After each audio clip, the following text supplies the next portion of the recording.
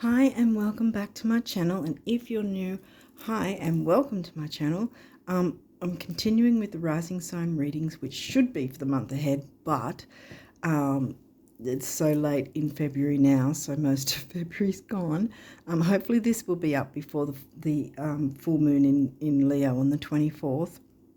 But what I'm doing with this last half of the zodiac is that I'll be doing the remaining part of February and part of March as well, depending on what comes through, obviously. But I'll still be doing a March reading. I'm still working through a lot of trying to get everything, juggling everything, Two of Pentacles kind of deal. Not juggling so well, obviously, but I'm getting there. Anyway, so I've made a change again to a little bit of a change to the readings again, in that instead of doing the headlines for what's going on in the skies astrologically for the month ahead, what I've decided to try and do is do a separate video instead of doing saying exactly the same thing in 12 times over, because 12 signs. So I decided to do one video, but it's not here. I'm going to be doing it, well, by the time this is up, it should be done and already on the community tab, because I decided if I put it on the community tab, people can easily find it that way. You can go straight in and have a look for it there. It's easy to find. It's right there. It's either the first or second post. I can't remember. It'll be. Yeah, so anyway, yeah, because it'll be up by the time this is up. And it's going to show the charts, because I'm going to do it in a video form different to at the table here, because it's not going to be with the cards. So yeah, so what I usually cover is the highlights, like the new and full moons. I may in time also talk on the quarter moons as well, but we'll see how time permits when I down the line with each month ahead. But also I covered any retrograde activity that might be influencing the month, and also eclipses. So that information will be in the video. And again, it's not going to be a long video, because it's going to be around about the same amount of time that it used to take me. I think that it might be a tiny bit longer than 8 to 10 minutes, but it's not going to be like an hour or anything like that. It's not going to be huge. Yeah, so any sign can go in and have a look at that on the community tab. It'll be there, either the first or second post. For those of you who are interested in seeing weekly updates and talking about the aspects that are going on weekly, in my description box I've got another channel you can go to, not affiliated with them at all, but you can go to that channel, and they explain all the aspects, like between the planets, the nodes, whatever, and what it means, and how you might be able to work with it. So that's quite helpful to know that too, if you wanted to go there.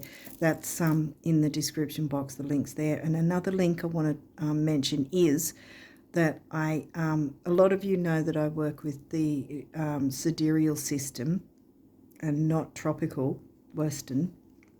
I used to follow tropical Western, but now I've sort of I've changed to sidereal. But I found a quite an interesting video on another channel. Again, I'm not affiliated with them either, where they did a video and where they've named it tropical versus sidereal, true sidereal, and so it's their viewpoint on the differences between them, how you can work with each one, that sort of thing. So I thought that might be interesting for some of you if you wanted to take a look at that. I've got the link to that there, and again, I'm not affiliated with them either, but I thought it was quite interesting. That way, you get a bit more of a wider view of how to work with the different systems.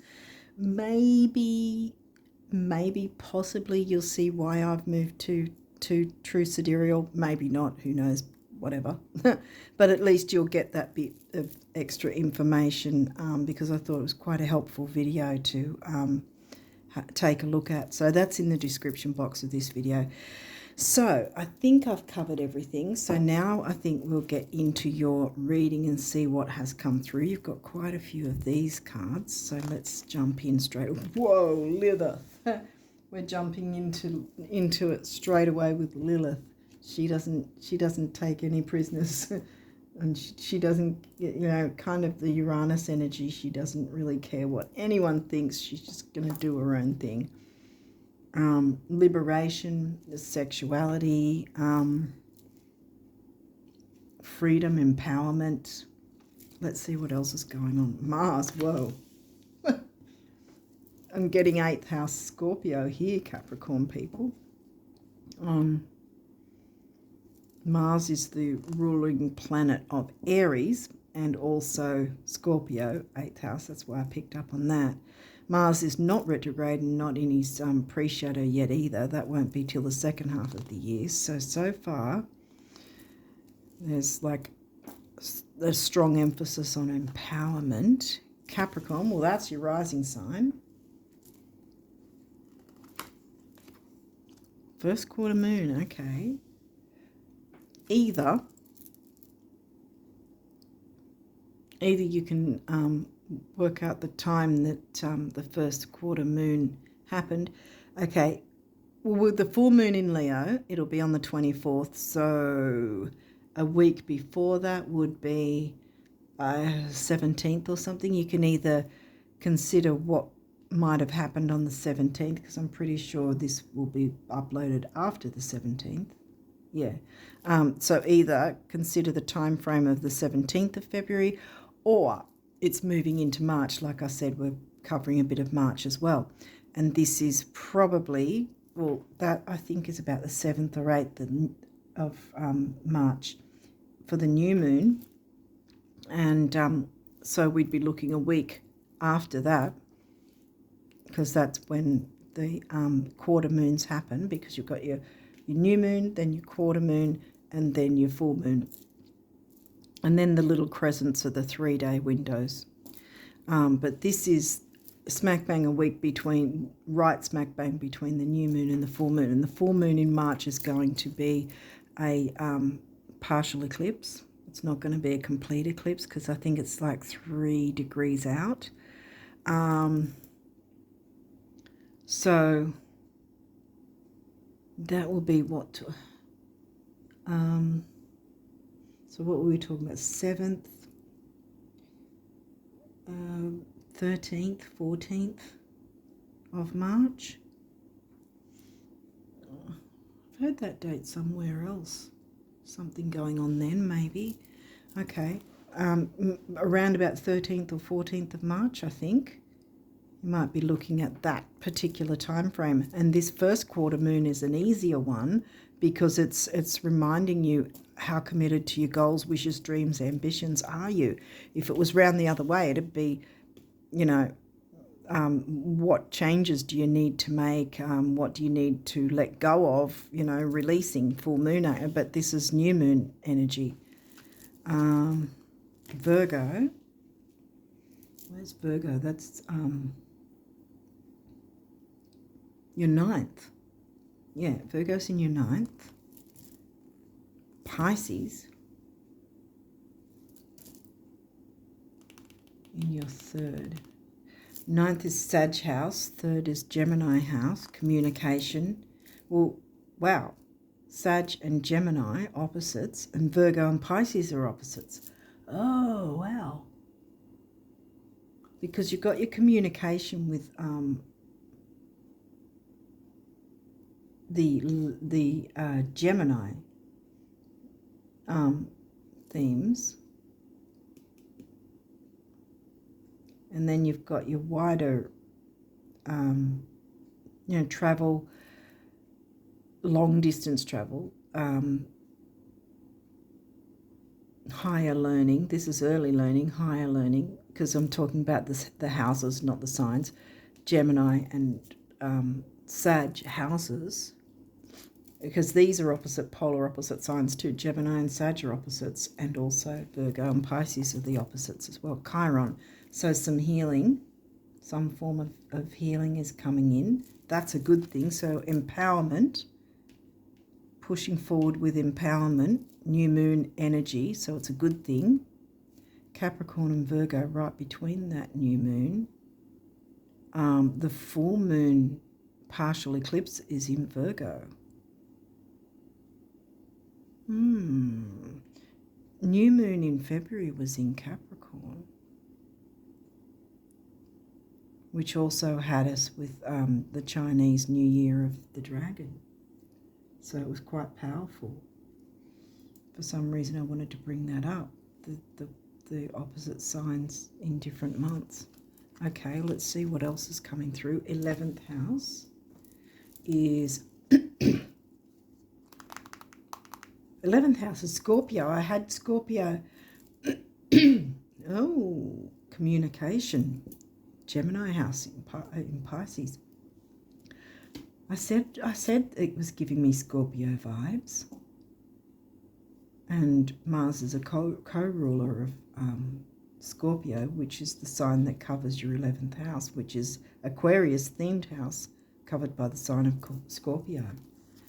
Okay, so now we've got Gemini coming in, Gemini house, Gemini sign.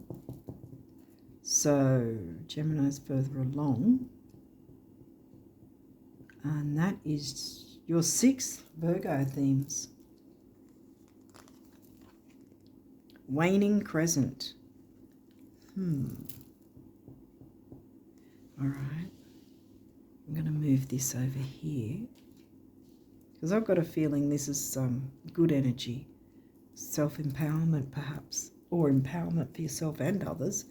Whenever I get some moon cards, I like to put them together. Remember how I mentioned about the crescent? So new moon, first quarter, full moon, and then there's the crescent. So you've got your full moon, then it's travelled along with its third quarter, and then we get the 3-day window before the next new moon after that.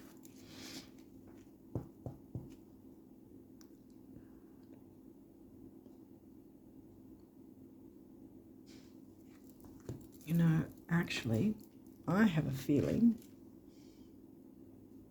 it's going to be the other way, because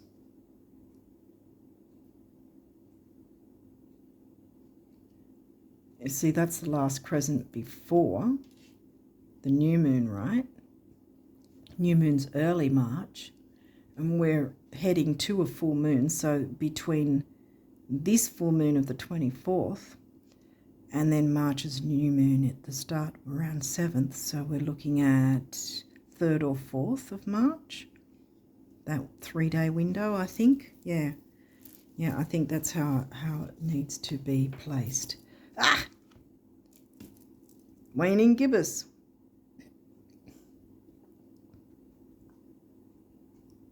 Okay.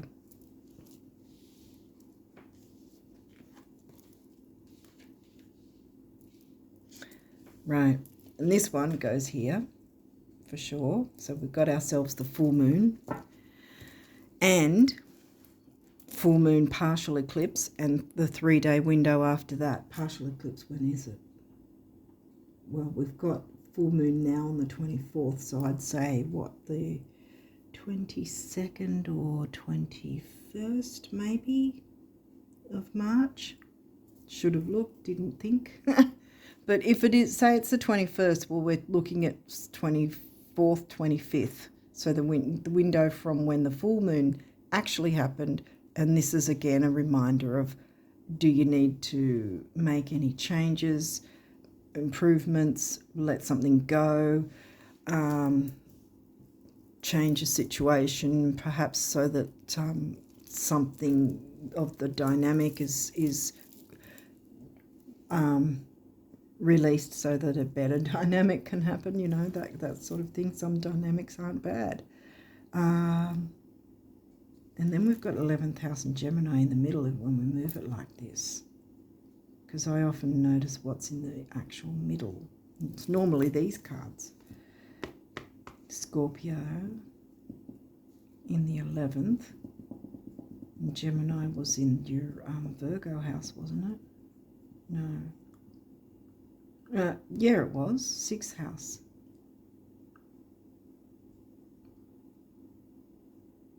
So Virgo, Aquarius, Gemini, and Scorpio. Communication, deep, you know, intense, scorpionic energies here. But I think it's in a good way. So I think there's sort of some sort of empowerment that's needing to happen. Because here we've got some healing coming on. Okay, let's see what else has come through. Wow, you've got a few of these. 10th house, Capricorn themes. Career and ambition, your achievements and status in the outside world.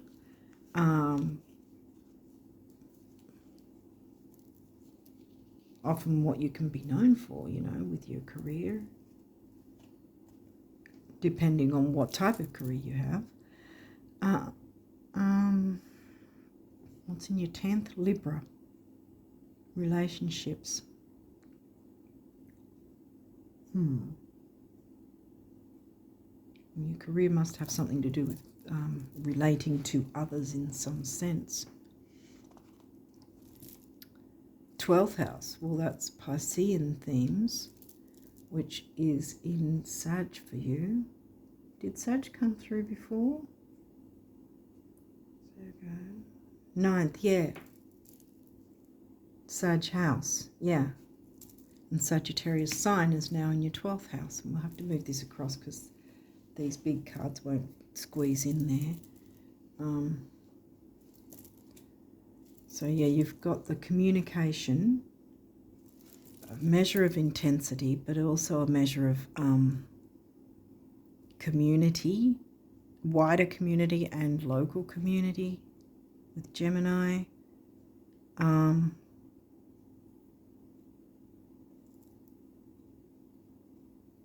the health of that, the healthy communication, because look, you've got, before the new moon comes, you've got that bit of full moon, you know, what changes, tweaks and changes do you need to make? Then you've got the new moon energy. What do you want to bring in? Obviously, it's healing and empowerment by the looks of it.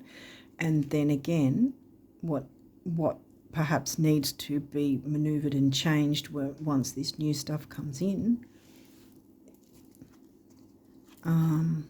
The 8th house, now we've got Scorpio themes of shared resources, shared income, debts, sex, credit cards, loans.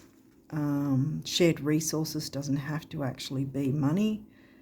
The occult.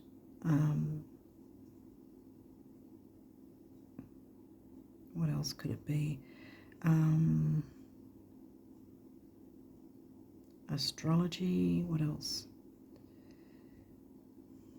This transformational area of your life is about shared resources and intense emotions. So I did pick up on this measure of intensity with communication, but not really sure yet whether it's negative, because there's healing. See, there's healing wanting to come in, whether it's the fact that you need healing. Healing's going to come anyway. It is going to come into the situation in some form.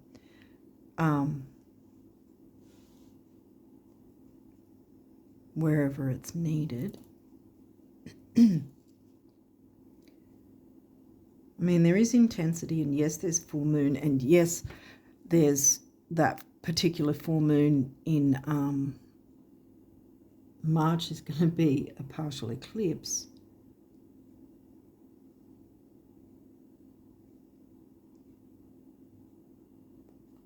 But yeah, you didn't get the eclipse card, see, though, so that's why I'm not thinking it's, I mean, there's intense emotions, but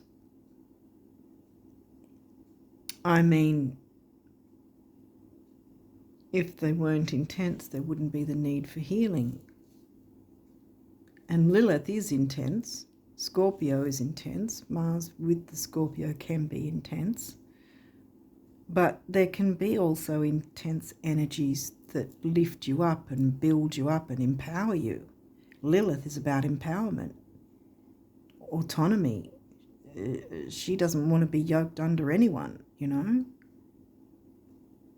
She wants to do her own thing and empower herself and others. And that's the first card that came out. So it's healing via empowerment, and it's going to be intense. I mean, you know, anyone who does shadow work knows how intense that can be.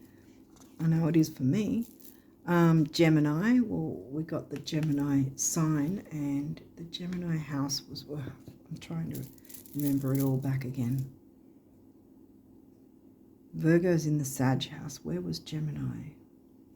Gemini was in the 6th Virgo house.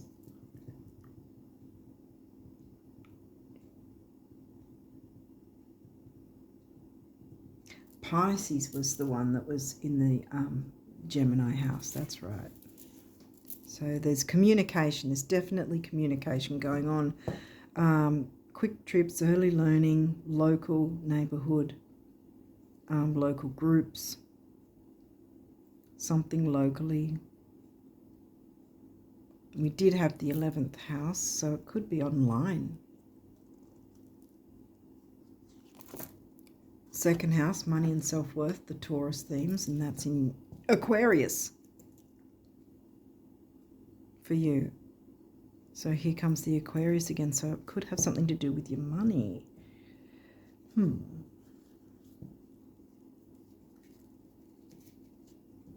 Communication, yeah, because they're money and self-worth, and here shared resources. Clearing up some sort of dynamic with regards to money or shared resources, perhaps. Making any tweaks and changes to some sort of agreement or loan or shared income. It's with someone else, though. Definitely with someone else. Where did Libra come into it? Libra's your 7th.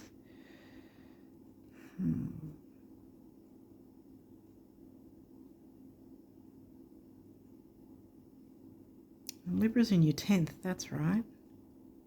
Well, the Libra house is the 7th, but we didn't get the Cancerian sign. But Libra's here, so there's definitely, yeah, there's some sort of resources you have with someone else, and either it's sort of breaking a contract as needed or making some sort of adjustments and changes to some sort of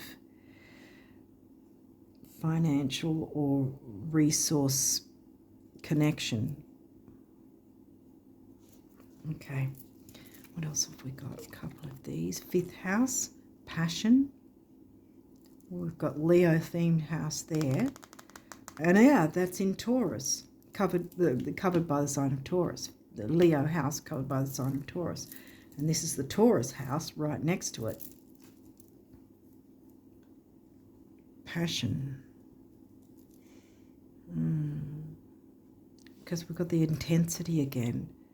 Passion can be overwhelming, or it can work in someone's favour, bringing the passion back into some sort of shared resource, perhaps. What else have we got? Virgo, the alchemist.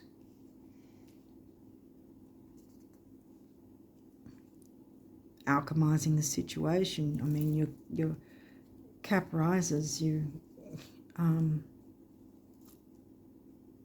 very well organised, you know, and so is Virgo, technically, although I have a lot of Virgo in my chart, and I've very much felt a bit all over the place the last couple of months. But I know that's going to settle down shortly, and I'll be back on track soon. Okay, anyway, enough about me. Alchemizing the situation so that it's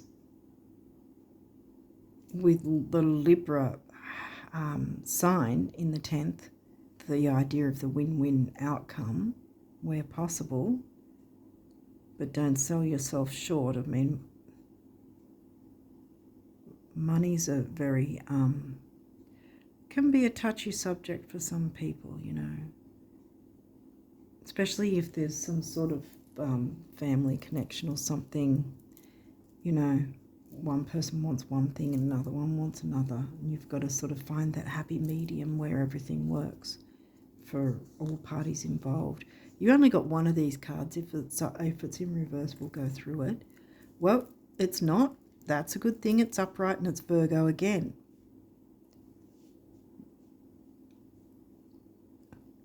Digest. Yeah, see, you've got your healing as well. That's where I'm thinking it, even with the full moon energy, I don't think it's, and the intensity of Scorpio, I don't think it's necessarily a difficult thing. You didn't get any squares or opposition aspects at all with any of the cards. Virgo's upright twice. Virgo's here, so there's definitely something to do with their health. I mean, if there's strain financially or in some form of assets, that can be a strain on your health, you know. You've got Virgo coming out 3 times and it's upright, so this is something you can work out that can be easily digestible, so to speak, if that makes sense. Definitely some sort of resource connection with someone else. You know, the Libra in the 10th. Maybe you own a business together or something. And perhaps one person wants different responsibilities in the business, or perhaps wants to leave or have less of a responsibility or more of a responsibility. Those things might need to be talked about, you know, communicated where possible. Or you are being Capricorn, you probably already know what it is you want to do. So you might already have an idea of what you want, and you can communicate that in a peaceful, healing way, but with your self-worth intact. Okay, so you've got a few numerology cards, so let's see what came through. Health, bam. And the eclipse is going to be, the partial eclipse is going to be in Virgo. And this is sort of, I would call this one a burnt orange because it's a mix of sacral and base. So we've got material security, stability, healing, emotions. It can be relationships and control, creativity, the whole gamut with those two base and sacral chakra colors coming together. Purple is a feng shui cure for financial problems. See, here you go, financial perhaps. Money and self-worth, remember. 7, the mind and creativity. I always think 7 is a lucky number as well. Then we've got 1, which is personal power. Remember the empowerment with Lilith, emotional vitality. 7 and 1 is 8, which is money and stability. Ooh, they don't have reversals, don't worry. I might just check if there's any others that are upside down. Any others? They don't look it. No, I think that... Okay. Teaching and learning. I wonder if there's a reason why that particular one was upside down. Teaching and learning. Are you or someone else not open to teaching and learning? You know, balanced reciprocation, learning from whatever the situation is, learning different avenues that might be options to, you know, what road to go down regarding the issue. Teaching and learning. And the green heart chakra, which is, this is kind of almost indigo, like it's almost like third eye actually, more so than the green, it's looking to me. So your intuition, being aware, what's your vision for this shared resources with this other person.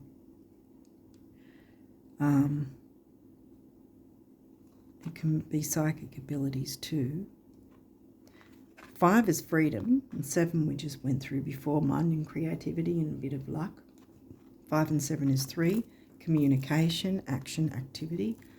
Youth, maybe a measure of youth needs to, and fun, you know, with the Leo, passion needs to be brought into the situation so that it's not so intense and serious.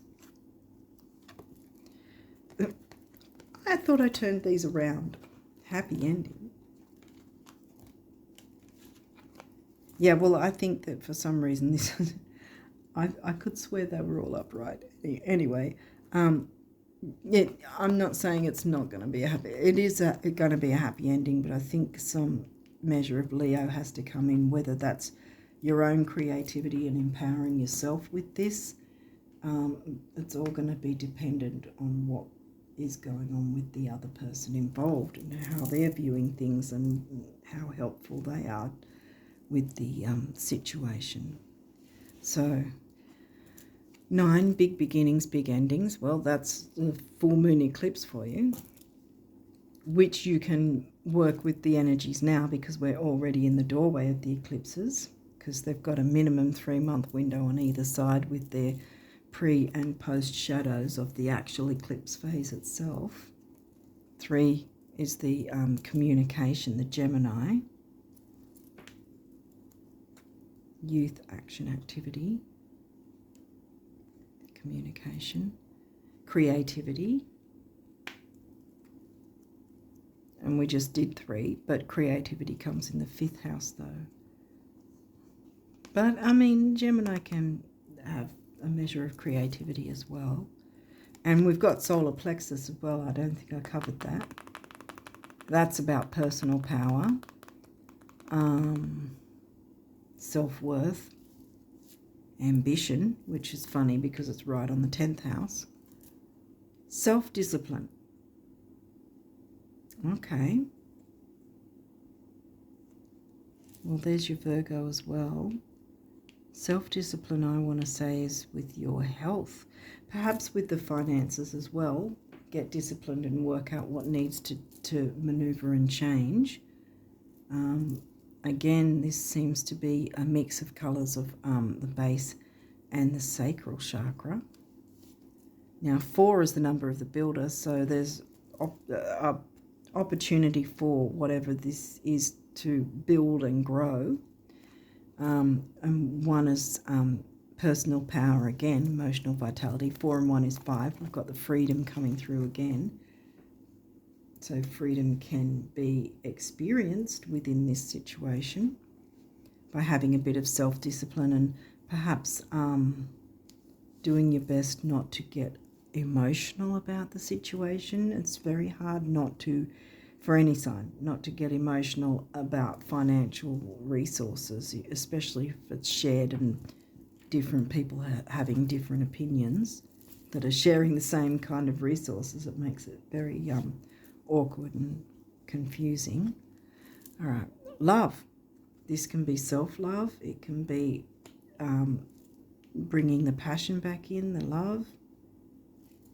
You know, there's your throat chakra, communication, speaking your truth, speaking your side of how you view things, and if there's some sort of way to make the situation or the whatever you're sharing more of a healthy, you know, financial health sort of thing. 6 is temporary opportunity. Doesn't mean it'll never come back, just means you have it now.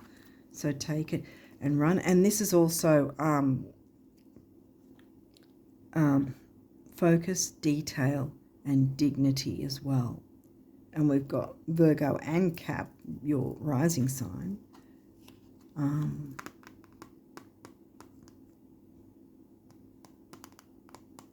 Yeah, because Capricorn came up here, didn't it? Yeah, this is Cap here. So definitely your rising sign is in here. So your self-worth, I want to say, is something you need to take into consideration seriously, you know. Okay, whoa, 5 change. And here we've got 5th house. And this is turquoise, which is healing. Here we've got Chiron. Remember, it's bluish, almost turquoise. But Chiron, healing, the healing colour coming through with change, and 5 is freedom.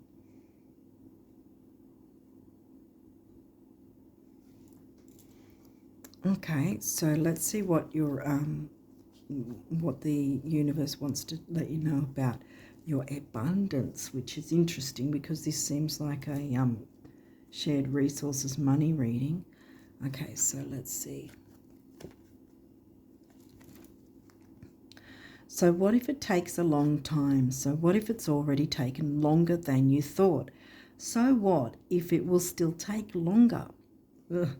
The day will nevertheless arrive, as it always does, when all your prior efforts, determination and persistence, which is what a Capricorn does, will seem a paltry price indeed, as you are lifted irrevocably higher, as if by chariots of fire, into realms previously unimagined, and then you'll think to yourself, wow, that was fast. I can hear the music now. See, so that sort of reminds me of that card in the numerology, not numerology, the moonology deck that, it's actually a Capricorn card. I remember now. Your hard work is paying off. I think it's new moon in Capricorn, actually. Huh. Which we had new moon in Capricorn on the 10th. Interesting how that sort of comes full circle. Your hard work's paying off, Cap rises. You want what you want because you know it's possible. If it wasn't, you wouldn't. This is powerful. Embrace it. For whatever else you believe or don't believe, this belief alone can take you the distance. And what you want wants you. So the possibility is here. You can have what you want.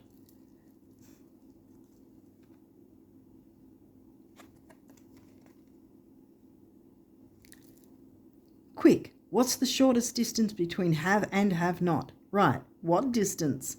You're there, the universe. So again, it's reiterating, you're there, you can have what you want.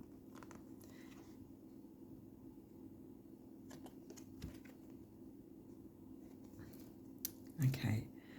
Today you are a magnet for infinite abundance, divine intelligence, and unlimited love. Here we got love again, and this can be self-love, see?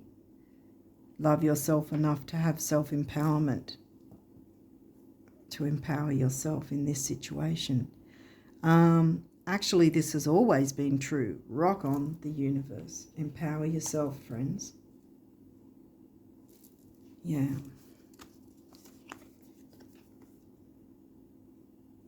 Prayer. Dear God, help me always to remember that this present life is but a fleeting moment within eternity. Help me always to remember that this life is but a dream. Help me always to remember that you exist within everyone and everything. Help me always to remember that love is all there is and all else is an illusion. Thank you. Yeah, don't be too caught up in what's gone wrong. Just look towards what's going to be going right. Surrender. Capricorn and Virgos are the ones that find it difficult, I perceive, in my perception anyway, because I have a lot of Virgo in my chart, and surrender is not an easy thing for me. Remain positive about the future of our planet, for all is part of humanity's evolution. There is a divine order to all the chaos which you perceive in our world. Nothing will ever truly change until we learn to love and accept all as it is. Lovingly surrender your judgments and expectations, and your life will magically transform. Okay, that's where the teaching and learning might have been also upside down, you know. Release some of those judgments and expectations so you can be open to teaching and learning the balanced reciprocation of Libra in the 10th. Intuition. Did we not come across intuition somewhere before? Might have been Pisces 12th house. Intuition came through, I thought, for some reason, somewhere.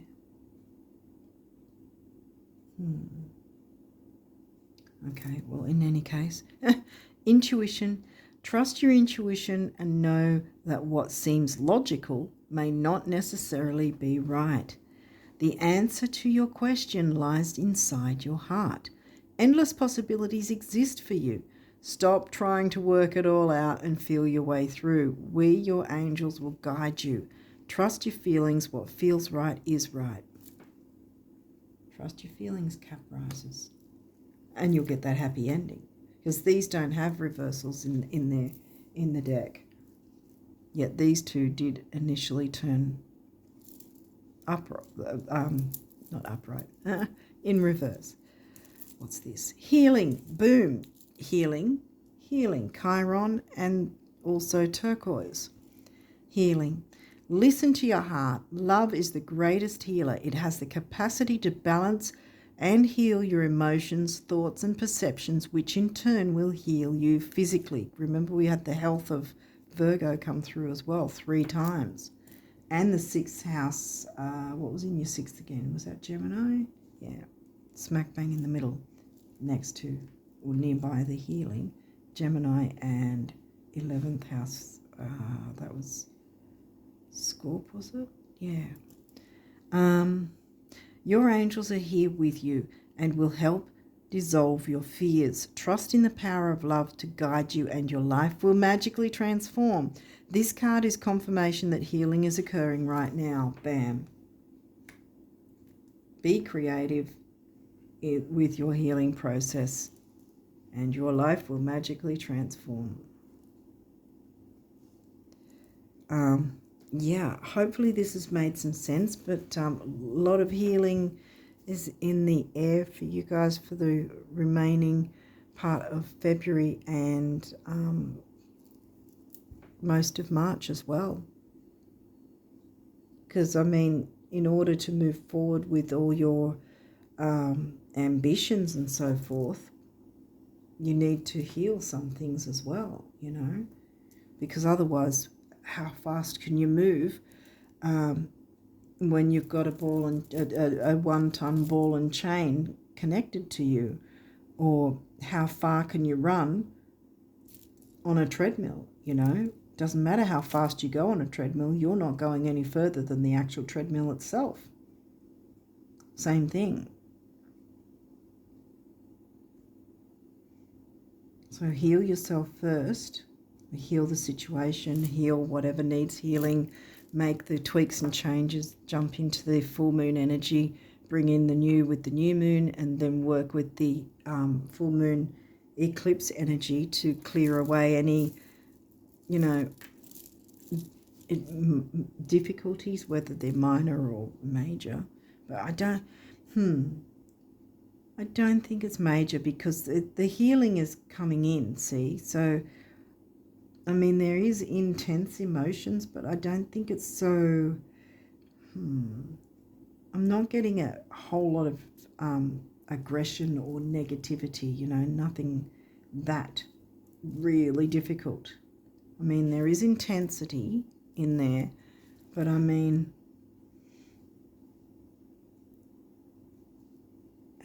acknowledging your self-worth is in itself intense, you know. But your Cap risers, you've got this in the bag. You can work this out easily. You know, you can take on the difficult tasks that no one else wants to do, and you can just get it done, you know. Okay, well, on that note, I'm going to leave it there and wish you all the best of luck with this February and part of March and beyond. Until next time, bye for now.